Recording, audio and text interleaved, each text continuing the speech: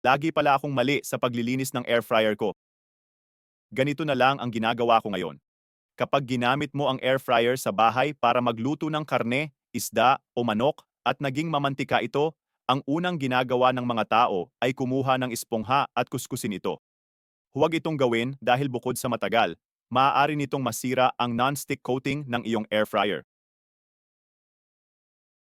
Una, gumamit tayo ng baking soda at magdagdag ng 2 kutsara ng sabon. Pigain natin ang katas ng kalahating lemon.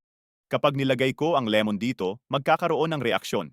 Ngayon, magbubuhos tayo ng 1 litrong mainit na tubig.